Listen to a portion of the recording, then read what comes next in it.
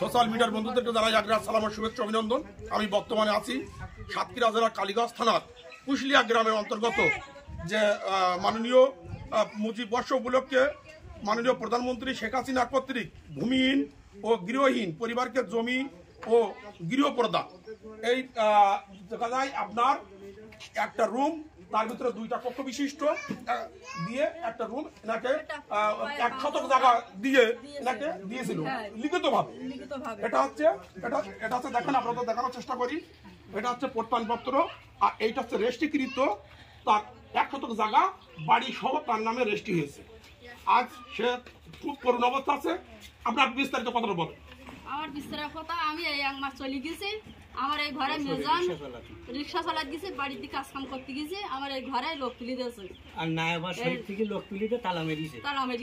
মানে কি, মানে কুশিলা যে ভূমি অফিসের নায়েব এবং শহীদ আছে ওখানে কি মিজান না, মানে পিয়ন, এরা থেকে তালা মারছে। এখানে এখন কে বাস করে? কি এখন এক মহিলা রইতেছে, ঘরে তালা মারছে।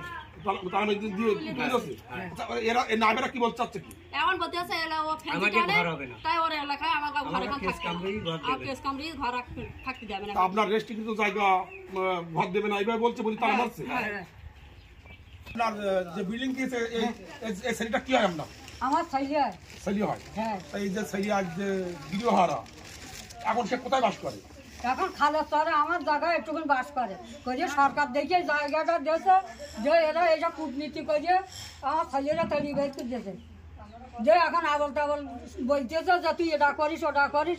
এখন যে একবার লোক তুলে যে ওর গা তাড়াই বের করে ঘরে তালা মেরিয়েছে।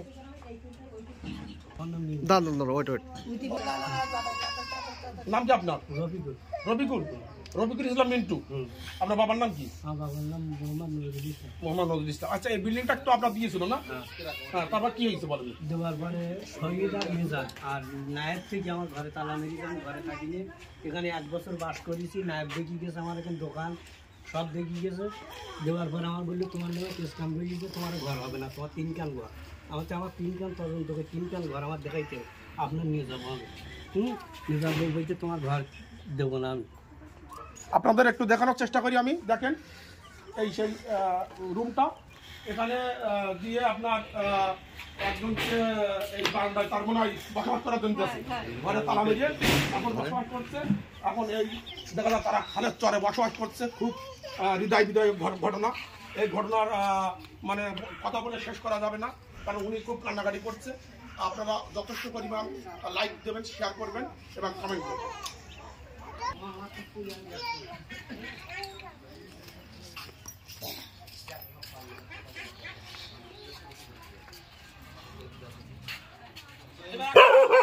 বলিস যে আপনি ঘরে উঠলে ওঠেন, বারবারই বলিস ও লোক তো ঘরে উঠেনি, ও লোক তো লাভ মেরে চলে গেছে। আপনার নাম কি? আমার নাম সালমা। সালমা।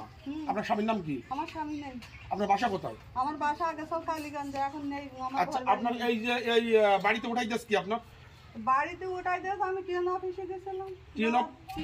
টিএনও তো উঠাই দেয়নি। টিএনও কি উঠাই দিয়েছে আপনারে? টিএন মহিলা এসিলনে পাঠাই দিয়েছে, এসিলনে আমার এই জায়গায় পাঠাই দিয়েছে। একজনের নামে রেজিস্ট্রিকৃত জায়গা আপনার উঠাই দিয়েছে। আমি জানি না, ওরা বুঝেছে। কেরা উঠাই দিয়েছে আপনি সেটা বলেন, সত্য করে বলেন। এটা কিন্তু আমি আমি তাদের নাম জানি না, তবে আপনার কার নাম বলবেন? কে উঠাই দিয়েছে? উঠাই দিয়েছে অফিসের লোক। অফিসের লোক কে? আপনি উঠাই দিলে বলবেন। আপনি উঠাই দিলে বলবেন। আমার তো এখানে ঠিক আছে, আমি আপনার ঠিক আছে।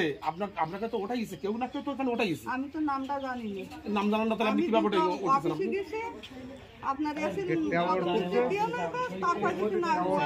নদীর উপর ভূমি সেখান থেকে আপনার ওঠাই গেছে। হ্যাঁ, ওরা এসিলান সাহেব কি ওঠাই গেছে? এসিলান সাহেব কি ওঠাই গেছে?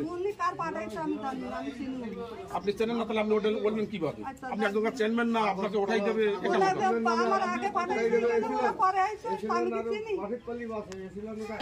আপনার নাম কি? আপনার স্বামীর নাম কি? আলামিন। আপনার কি এখানে ভোট দিচ্ছে সরকার? আচ্ছা, এই যে রফিকুল ইসলাম মিন্টু যে এখানে আছে, এর থাকলে কি কোনো সমস্যা আছে? না, কোনো সমস্যা নেই। কোনো সমস্যা নাই তো? আপনাদের চলাচলের বা সে কি কোনো খারাপ মানুষ কি বা কিছু? না, সে তো ভালোভাবে বসবাস করে। হ্যাঁ।